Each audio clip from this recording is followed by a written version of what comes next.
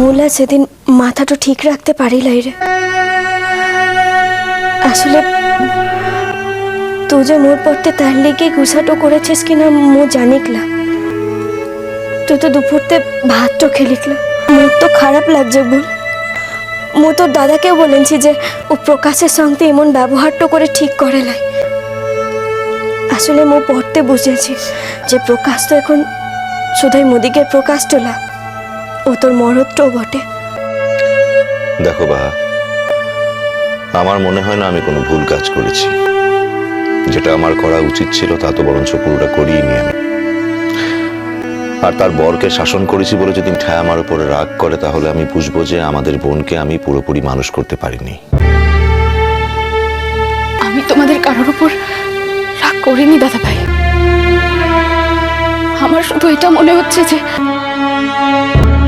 যাকে নিয়ে আমি এত অহংকার করেছিলাম, যাকে নিয়ে আমি আমার জীবনের সব স্বপ্ন পূরণ করতে চেয়েছিলাম, সে আজ আমাকে এভাবে মাটিতে মিশিয়ে দিল। অর্চিত,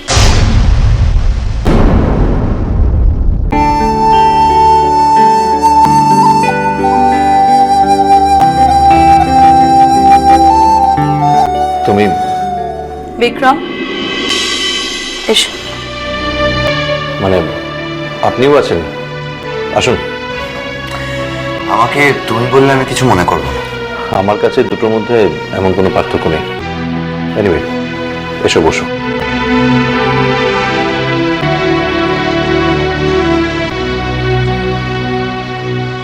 হঠাৎ আমার অফিসে কোনো এমার্জেন্সি হলো নাকি, তাই জানবার জন্য বললাম।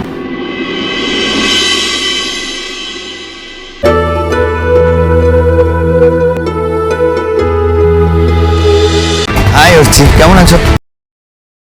আর শোনো না, ওই সেদিন তুমি কি সব বললে না, আমার মাথায় ওটা ঢুকে নেই।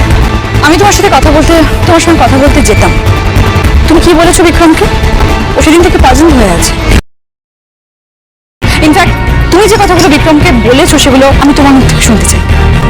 আমি কিছু ঐতিহাসিক সত্যি কথা বলছি, তার সময় এলেও নিজেও জানতে পারবে।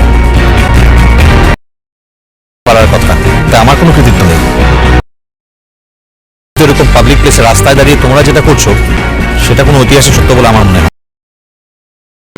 তোমাকে উত্তেজিত আর ক্রুদ্ধ করার মতো কিছু করেছি বলে তো, মানে কোনো গর্হিত কাজ করেছি বলে তো আমার মনে হয় না। আর পাবলিক প্লেসে যদি আমি কিছু করেই থাকি সেটা পাবলিক বাধা দেবে। তুমি না এতটা মাথা নাই ঘামালে। বলছি এই দুদিকের ঘরের মেজ ছেলেটার স্বভাবটা কোনোদিনের লিগে বদলাইলো না। ই তো চেষ্টাটা করলাম ওকে মানুষটা করার লিগে, কিন্তু ও তো পণটা করেছে, মানুষটা হবে ক্লাই। এই কি বলি তুই আমাকে মানুষ করতে পারলি না? ফটো ফটো করা এখনই শুরু হয়ে গেছে না? বাড়াবাড়ি। দাদা শুনলে মেয়ের কথা শুনলে? একবার শুনলে? হ্যাঁ তাই। ও হ্যাঁ, এখন হ্যাঁ তাই। আচ্ছা, যদি এই কথা তোমাকে বলতো তাহলে তো একবার খণ্ডযুদ্ধ শুরু করে দিতে। আমাকে বলেছে বলে কিছু হচ্ছে না। তোকে আমি না বাড়াবাড়ি করবি একদম। আমি বলছি যে বাহার মতো ভালো একটা সাদাসিধে মেয়ে, কেন বললে একটা কথা বলো তো? হ্যাঁ, আর দেখো না মিসদি ভাই, মির্জা তো একটু আগেই বলছিল না বাহাকে ফোঁটা পড়ানোর কথা, চিকে ভালো করে নিয়ে এসেছে বলে।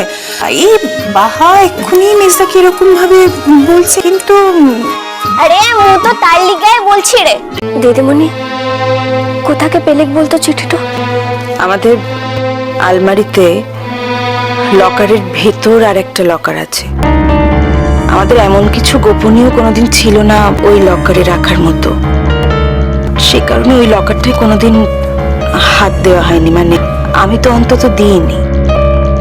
আজকে আলমারিটা একটু পরিষ্কার করবো বলে খুলেছিলাম, বড়দাদা ভাইয়ের জামা কাপড় সব গুছিয়ে রাখতে রাখতে লকারের মধ্যে তো লকারটা একটু অগোছালো হয়েছিল, বহুদিন হাত পড়ে না। কিবার এমন আছে লকারে?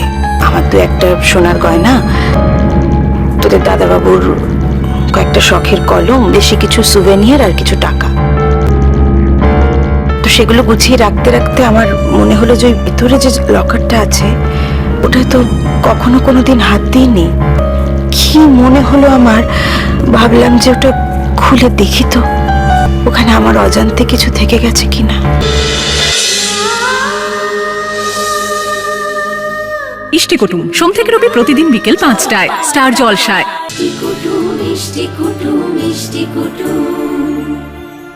ভিডিওটি সম্পূর্ণ বিনোদনের জন্য তৈরি, ভুল ত্রুটি হলে ক্ষমা করবেন। ভালো লাগলে লাইক শেয়ার ও কমেন্ট করতে ভুলবেন না, আর চ্যানেলটি সাবস্ক্রাইব করে পাশে থাকবেন। ধন্যবাদ।